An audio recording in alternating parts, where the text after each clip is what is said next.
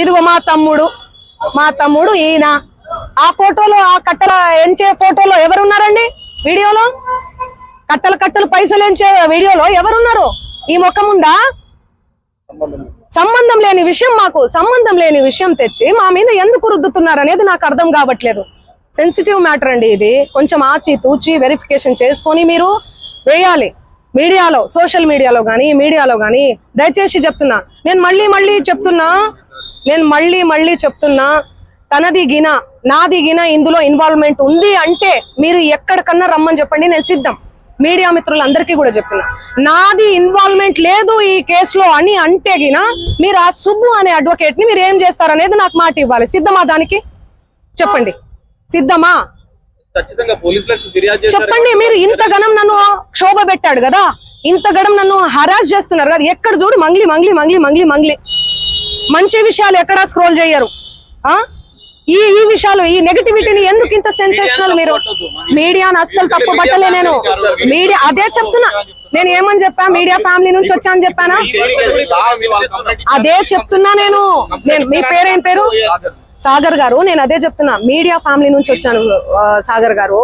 Instagram లో ఆ reels అవన్నీ మీ చెల్లి మీదనో మీ అక్క మీదనో వస్తే మీరు ఎంత బాధపడతారు? నేను అదే చెప్తున్నా. మీడియా నుంచి ఒక్కొక్క మెట్టికి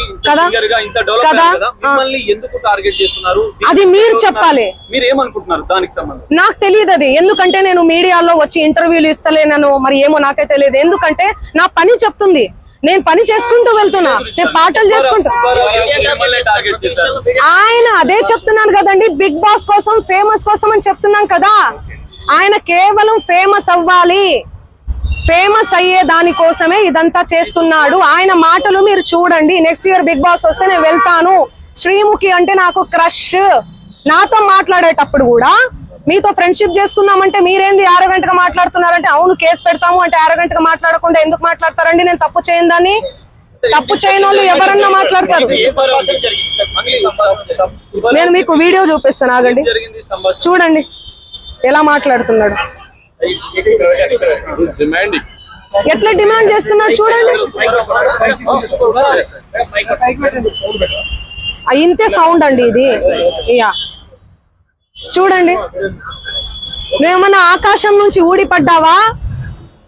నడుమంత్రపు సిరియా ఇదంతా? ఇంత వల్గర్ లాంగ్వేజా? ఇంత సోకులు ఎందుకు పడతారు మీరు?